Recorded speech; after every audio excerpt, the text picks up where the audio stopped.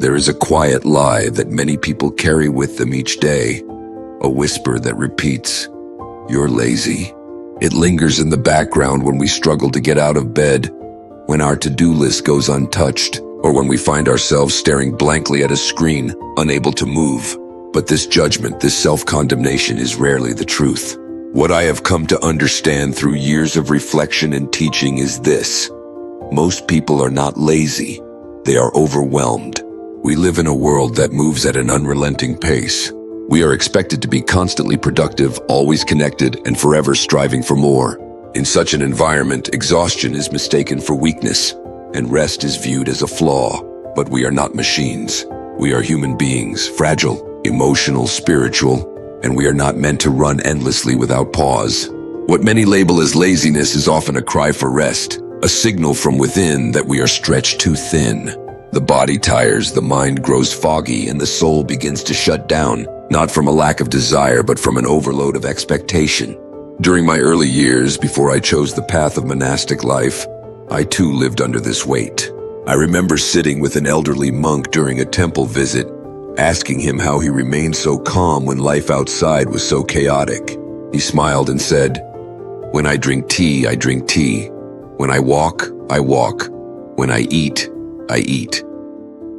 At the time, his words felt simple, almost too obvious, but over time I came to see their depth. His peace came not from doing less, but from being fully present in whatever he did. He had mastered the art of doing one thing at a time and doing it with his whole being. This is what most of us are missing: presence. We attempt to juggle tasks, emotions, deadlines, and relationships all at once, and in doing so, we fracture ourselves. The overwhelm doesn't come from the quantity of tasks alone, but from the quality of our attention.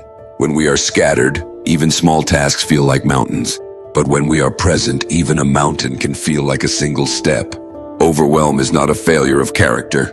It is a natural response to a life out of balance. And balance begins with awareness. If you find yourself frozen, fatigued, or filled with guilt, take a moment to breathe. Ask yourself gently, what am I carrying right now that I can set down? You do not need to earn rest. You do not need to prove your worth through endless action. You are allowed to simply be. In the monastery, we learn that stillness is not the absence of progress. It is often where the deepest growth happens. A seed must rest in darkness before it breaks open and reaches for the sun. Likewise, you may be in a season where your growth is quiet, unseen, but no less real. Honor that space. Give yourself compassion instead of criticism. Treat your mind like you would treat a tired friend, with understanding, not blame. You are not lazy. You are healing. You are adapting. You are trying your best under the weight of a world that never stops spinning.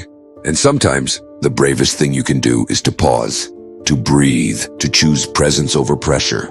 Trust that this too is a step forward.